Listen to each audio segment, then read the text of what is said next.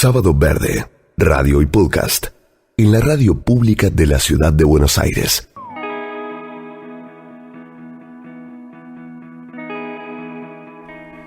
Imaginen una vida circular, sin poder ver en derredor, ni tampoco qué pasa más allá del horizonte.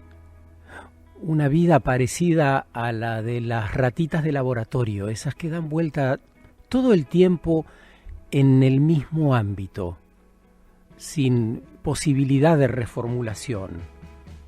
Qué aburrido, muy aburrido todo eso, ¿no?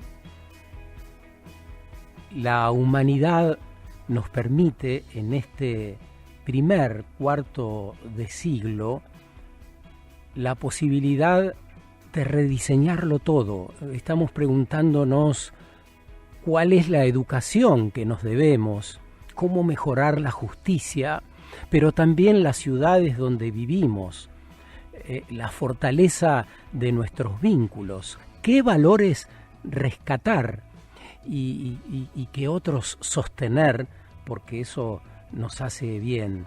Y bueno, en particular en la Argentina tenemos grandes desafíos. Todo eso que nombré y todo aquello que tiene que ver con lo que hacemos, cómo lo encaramos con nuestro territorio, cómo lo habitamos y qué hacemos con él.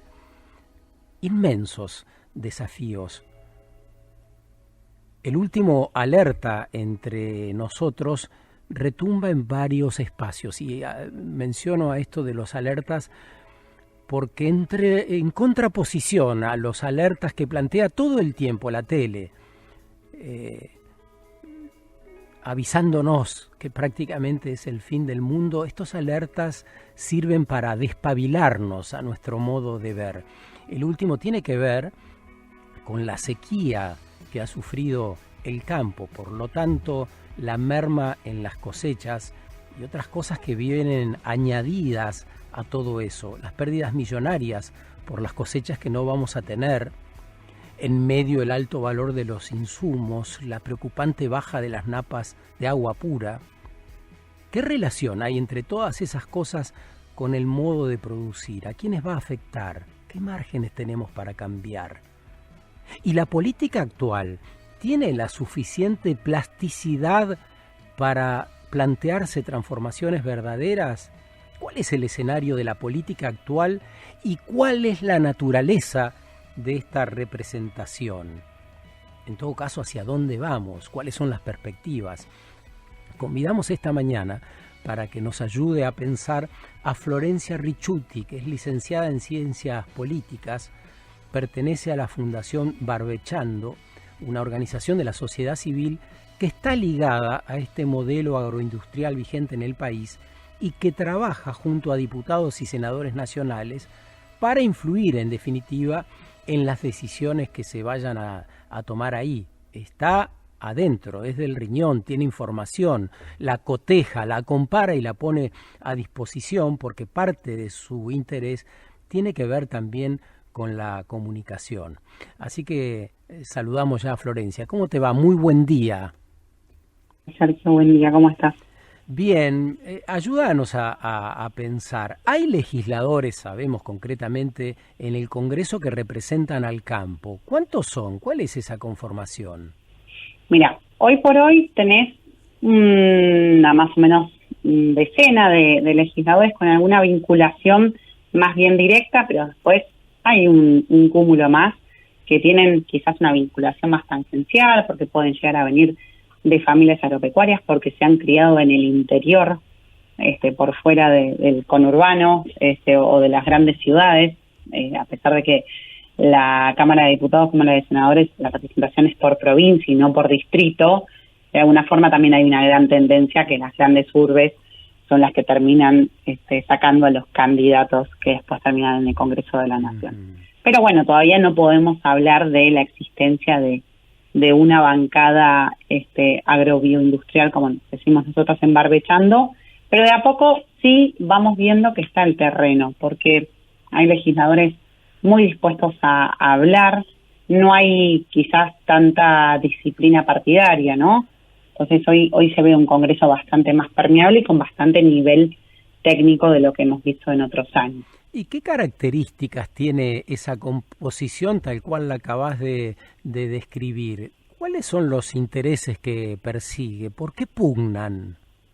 Lo que podría llegar a ser una bancada agroindustrial, claramente defender. Primero, igual, siempre hay que tener en cuenta el bien común y después, en particular, el federalismo, ¿no? No nos olvidemos que te diría que la mayoría de la producción de Argentina está en el interior productivo, entonces creo que también cumpliendo cierto mandato constitucional, como lo indica principalmente en el Senado de la Nación, los legisladores nacionales representan a las provincias, es un poco también tratar de defender esos espacios, ¿no? Que de alguna forma también es donde los llevaron a estar hoy en el Congreso de la Nación.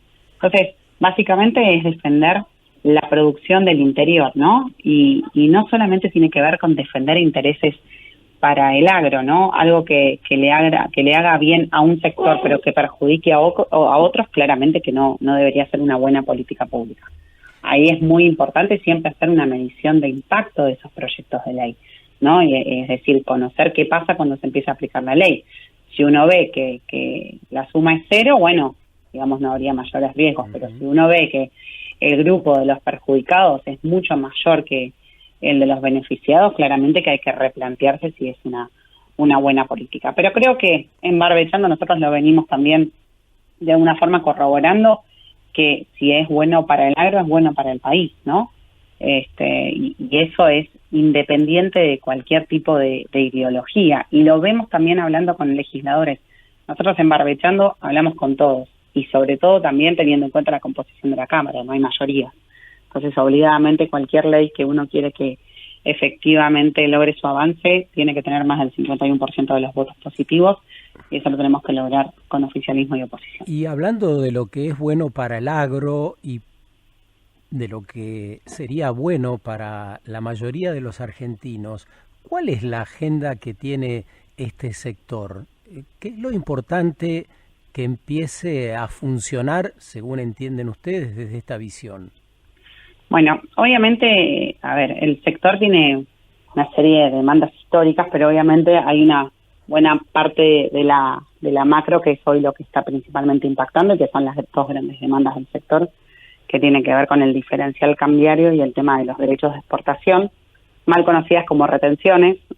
Hago la aclaración, porque en realidad no se le devuelve nada al productor, sino que es algo que se cobra y después no vuelve, pero esos son los dos reclamos históricos, que claramente me parece que hoy no está dadas las condiciones para el debate, ¿no? Porque seguramente antes de que se tengan que abordar haya que generar un plan de estabilización, posiblemente tenga que venir de la mano de un achicamiento del Estado para reducir el déficit fiscal. Pero bueno, esos son dos de las grandes demandas, y obviamente hoy un poco se sienten más fuertes sabiendo el panorama que tenemos de sequía, ¿no? Eso no ayuda, pero después hay que reconocer que los derechos de exportación obviamente que impactan, pero es más bien vinculado a la producción agrícola. Después, para la producción ganadera, la seca le está también impactando, y lo vemos concretamente en números. Pero bueno, más allá de eso, el agro tiene demandas que te digo que parecen muy básicas, pero lamentablemente son muy insatisfechas.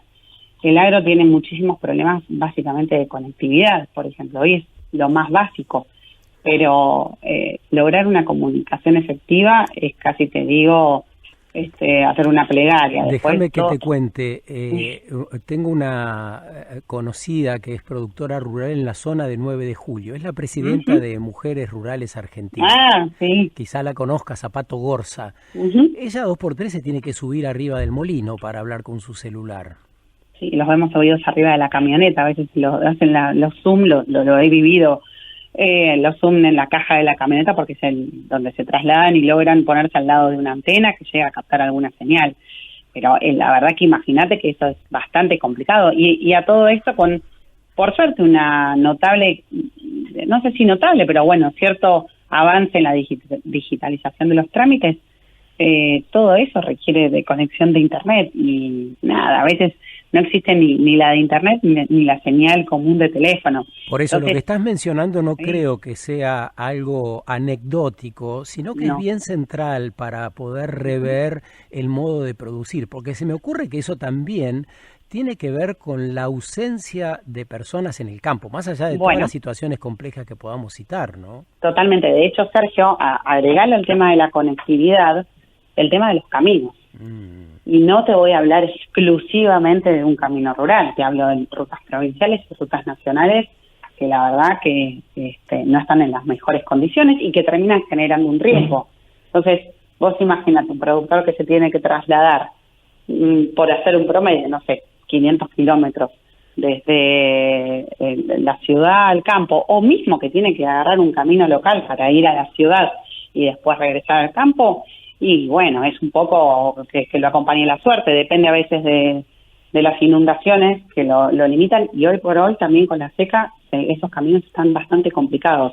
Entonces yo te hablo de que son condiciones básicas, no vayamos ni siquiera a las económicas, y eso lo que termina de alguna forma es no generando el arraigo, ¿no? Esa gente después es como que bueno, ya no le encuentra la beta para seguir estando en el campo. ¿Cómo Entonces, se ve la desconexión entre el campo y la ciudad o la ciudad y el campo? A mí me da la impresión que falta un tender puentes para que se comprenda adecuadamente la situación del campo en la ciudad y al revés, la situación de quienes vivimos en las ciudades en el campo. ¿Qué dicen por ahí? 100% de acuerdo, y te digo que acá es empezar a generar la conversación, es sentarnos a tomar un café. No empezar a hablar por los temas. Así de fácil. Yo te digo, nosotros en Barbechando lo ensayamos y nos salió bastante bien. Hace 1 año y medio, 2 años, hicimos una publicidad que justamente hablaba de agradecer lo que nos da la ciudad y también agradecer lo que nos da el campo. Y cada uno con sus beneficios, te puedo asegurar que encontramos espacios donde poder empezar a hablar. Eso Obviamente, no es sí, habitual, no es habitual ponerse a agradecer, ¿no? Eso no es habitual, pero vos pensás que el agro hoy incluso lo tenés parramado en las grandes ciudades. Todo lo que tiene que ver, por ejemplo, biotecnología, vos podés monitorear una plaga, hay chicos monitoreando plagas en Rosario, ¿entendés? En Rosario capital, y capaz estamos monitoreando un cultivo en Tucumán. Y eso lo hacen simplemente con tecnología, entonces se van metiendo en cada una de los campos para ver dónde podemos encontrar algún cultivo que pueda estar afectado por alguna plaga. Entonces, me parece que todos tenemos, y después también la gente del interior viene muchísimo a la ciudad, porque también sabe de que hay algunas, no solo oportunidades, sino que también hay otro tipo de ocio que se agradece y después deciden volver también al interior. Pero esa comunicación que a veces parece, casi te diría, directamente de espaldas uno de otros, hay algunas grietas, y no la grieta política exclusivamente, hay algunas grietas donde uno lo puede encontrar y se puede sentar a conversar. Te digo que lo practicamos y nos hemos llevado más que buenas sorpresas. Y lo mismo encontramos del otro lado.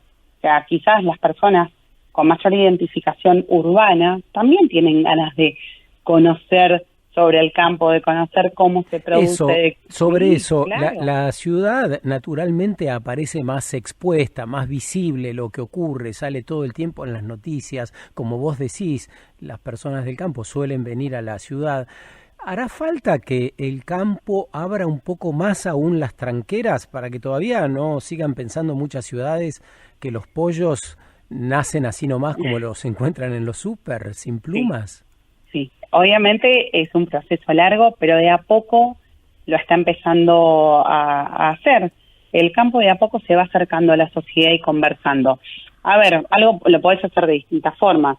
Es parte del involucramiento, ¿no? Porque si no, de alguna forma es como que el sector se va cerrando cada vez más.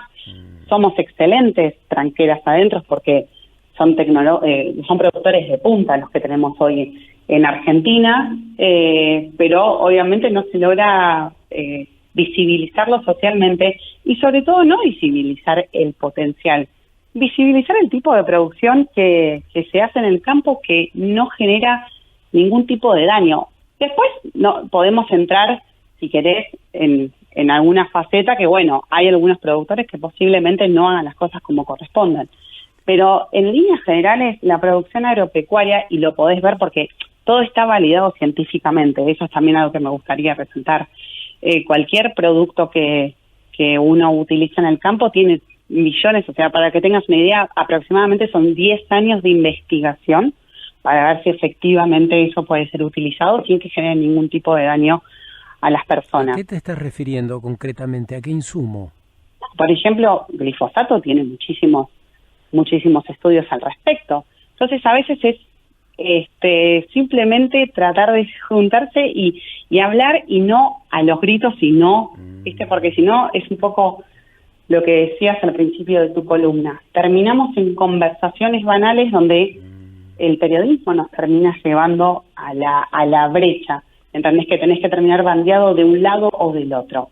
Sí. Y te puedo asegurar que en Barbechando nosotros recorremos el camino del medio y logramos encontrar ese diálogo, y encontramos gente que no termina en los extremos, a veces también sin justificación, o algunos también tienen su justificación por algún miedo, sí, o por algún mito que les ha llegado, y bueno, uno trata de no empecinarse en desasnarlo, ¿no? Pero es cierto que ahí entramos en temas de cierta complejidad, donde no es fácil ponerse de acuerdo tomando un café, porque también hay evidencia científica de los daños que produce el glifosato a nivel internacional y a nivel nacional, con personas con graves afecciones por el uso indiscriminado. Vos citaste productores irresponsables también. Por lo tanto, esa complejidad es necesario abordarla, y con algo más que un café. ¿Qué cosas se te ocurren que hace falta para ese verdadero diálogo integrador, donde se pueda escuchar lo que vos decís y esto otro que yo te estoy diciendo? Sí, políticas públicas en las que uno pueda sentar al sector público y al sector privado. Y no nos olvidemos que en la producción agropecuaria claramente que hay injerencia del sector público. El sector público desde la parte de legislación como desde el control. Y después, obviamente, el productor agropecuario haciendo las cosas como corresponden. Entonces, eso existen mesas de diálogo. Hemos tenido, hay experiencias actuales en el gobierno actual como en gobiernos anteriores, donde se han sentado directamente en las localidades del interior los productores con algunos pobladores, que por ejemplo pasa mucho en el interior, que están alrededor de centros de acopio y demás, y llegaron a conversaciones. Hay, por ejemplo, acuerdos de que no se puede fumigar cuando hay clases, y eso es 100% respetando la legislación. Y después, eso cuando los chicos no están en la escuela, tranquilamente se puede fumigar, obviamente también conociendo las condiciones climáticas. Pero me parece, Sergio, que sería importante resaltar esta posibilidad de llamar al diálogo y no terminar siempre en un Boca River, ¿no? Porque si no, cuando ya terminamos en un Boca River es como decís vos, ya sentarse a tomar un café es bastante complicado. Es que el Boca River tiene que ver cuando nos espanta la posibilidad real del diálogo. Para el diálogo se requiere escucha, un ámbito determinado que lo propicie, también una disposición a ese diálogo y a cambiar. Y bueno, lo que aparece en la Argentina grandemente es justamente eso que citaste antes vos, ¿no? Una grieta que se da en varios aspectos y que también abarca a este modo de producir en el que se ha embarcado a las personas. ¿Cuáles son las proyecciones que hay frente a las elecciones? ¿Seguirían más o menos estos actores que vos mencionás? ¿Hay una proyección de cambio? ¿Qué es lo que ven ustedes ahí tan cerca? Bueno, ahora justo tenemos para mediados de año vamos a estar yendo todos los argentinos a las urnas, aunque la mitad del país va a tener distintas elecciones antes a nivel provincial, porque desde abril hasta diciembre tenemos elecciones en más de 15 provincias de la Argentina. Pero bueno, este año vamos a renovar la mitad de la Cámara de Diputados y un tercio de la Cámara de Senadores.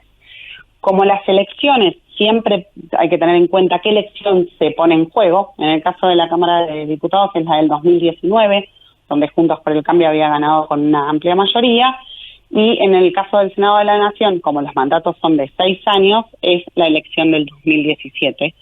Entonces, las proyecciones indicarían, dentro de lo que pasa, y hay que tener en cuenta los distintos escenarios, sobre todo sabiendo qué puede llegar a pasar con el Frente de Todos, si se va a mantener como una coalición de gobierno unida o puede llegar a haber alguna decisión. Después, obviamente, tener en cuenta el potencial que puede llegar a tener el liberalismo, más que nada de la mano de Milei, y la posibilidad de aumentar esas bancas. Pero en líneas generales no habría grandes cambios. Vos que ¿sí? estás por ahí, casi un chisme de reunión, ¿qué sabe Milei del campo? Milei del campo, a ver, vamos a hacer una primera diferenciación. Milei es actualmente diputado nacional, elegido hace 2 años, que como pertenece a un bloque muy chico, hoy por hoy el liberalismo tiene 4 legisladores en el Congreso de la Nación, no forma parte de comisiones, ¿no? Porque eso tiene que ver justamente con la conformación de los bloques. Pero ¿se conoce su posición frente a la problemática a de la ver, producción? se conoce su posición, si querés, más macro, ¿no? De cuál es su plan a nivel país. Pero después en la parte agro creo que no ha ido muy ha sido muy detallista, ¿no? Me parece que también parte del discurso de Milei por el momento está siendo más bien genérico, ¿no? En algún momento seguramente se le va a estar demandando el plan de gobierno y ahí seguramente se conozca un poco más. Te pregunto sobre Milei porque ciertamente es el más explosivo por sus declaraciones, por sus modos y demás, pero hay una sensación bastante generalizada acerca de la poca representación de la representación dada. Las personas comunes no se sienten representadas por la conformación actual de las 2 cámaras y yo te diría que tampoco de la presidencia desde hace mucho tiempo, no solamente de esta administración. ¿Crees que ellos tienen presente todas estas cosas, que están intentando ver o atender esta demanda casi desesperada de la sociedad, una representación genuina? Mira, claramente me parece que Milei ese factor lo logró captar enseguida, ¿no? De alguna forma una sociedad apática con la política. Hablemos en general, porque si no, por eso, no nos centremos en Milei. No, pero después a nosotros, y lo venimos viendo bastante en el Congreso de la Nación, hay una agenda en el Congreso de la Nación 100% dislocada de la sociedad y me parece que ahora sí se está tratando de empezar a buscar, de alguna forma, darle respuesta a los problemas más básicos que tenemos en la Argentina.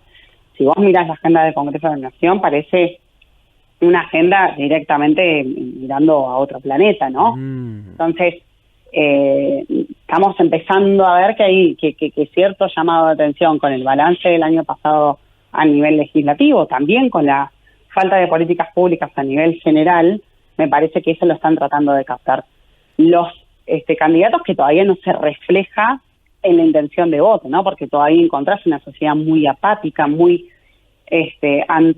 antipolítica, pero bueno, en Barbechando nosotros siempre decimos que la única forma de cambiar las cosas es involucrarse. Y ese involucramiento no tiene que ver exclusivamente con ser candidato, ¿no? Ese involucramiento es simplemente acercarse a hablar con nuestros representantes, ¿no? Ellos no son ni más ni menos que personas elegidas por todos los argentinos, que representan al pueblo o representan a las provincias.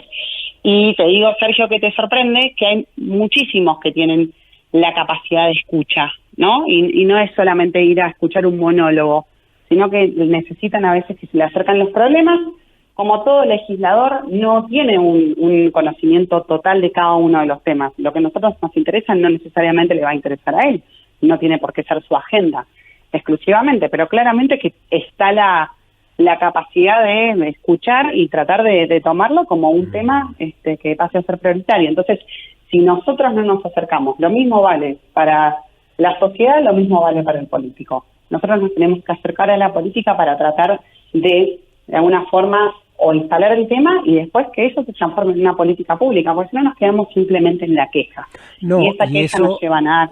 Hay sobradas. En la Argentina hay sobrados ejemplos de que cuando las personas activan se producen leyes muy favorables a la sociedad. Yo creo que la más importante entre nosotros, la que estamos empezando a ver, tiene que ver con la ley de etiquetado, que se está cumpliendo en etapas y que va a significar una verdadera revolución entre nosotros, porque nos va a mostrar qué comemos, cómo se está produciendo, y vamos a poder elegir de verdad cosas que antes de verdad no podíamos elegir. Así que es interesante este aporte de final. Contanos qué significa barbechar para quienes, no están tan asociados a las actividades del campo. Así se llama la fundación de ustedes. Exactamente, barbechar es preparar el terreno. Es lo que queda después de la cosecha para hacer una nueva siembra. Están preparando el terreno en el Congreso. Ustedes serían lo que antes se llamaba lobistas. Nosotros estamos 100% a favor del lobby. Lo que pasa es que en Argentina, lamentablemente... Tiene mala prensa, ¿no? Tiene mala prensa y hubo varios intentos que terminaron siendo frustrados, tanto del oficialismo como de la oposición actual, ¿no? Pero hacer lobby no es más que acercar información, acercar mediciones de impacto. Y esto es hablar con el legislador y que él también nos dé su visión, ¿no? Porque no necesariamente tenemos que creer que la nuestra es la única verdad, ¿no? Sí, entonces, el lobby se hace en favor de algo, en algo que uno cree también, ¿no? Claramente, pero en Barbechando siempre decimos que nuestro primer valor es el bien común. Primero, antes que todo, hay que poner a la Argentina. Y después, en particular, nosotros defendemos los intereses del sector agropecuario. Florencia, pero muchas gracias. Primero, el sector. Gracias por este rato con vos, nosotros. Hasta luego. Florencia Ricciuti es licenciada en Ciencias Políticas, porque qué poca paciencia, hay que cortar rápido porque hay que salir a hacer otras cosas. Esta es la sociedad que vivíamos y que describíamos, ¿no? Todo a 1000 por hora. Florencia Ricciuti, decía, es licenciada en Ciencias Políticas, pertenece a una fundación que se llama Barbechando. Barbechando quiere decir, nos acaba de explicar, preparar el terreno para futuras actividades en el campo. Y es una organización civil que está ligada al modelo agroindustrial imperante en el país. Por eso su clara posición en favor de este modelo imperante y trabajando frente a diputados y senadores para que consoliden este modelo. Fue interesante escucharla porque nos habló del panorama legislativo de esas cabezas y también supo, me parece, definir con mucha claridad cosas que necesitamos, no importa de qué lado de la grieta estés, atender, porque tiene que ver con el desarrollo de la Argentina, la conectividad, los caminos para llegar al campo. Se trata de nuestro territorio, ¿no? Fundamentales. El uso de los suelos, cómo lo vamos a habitar.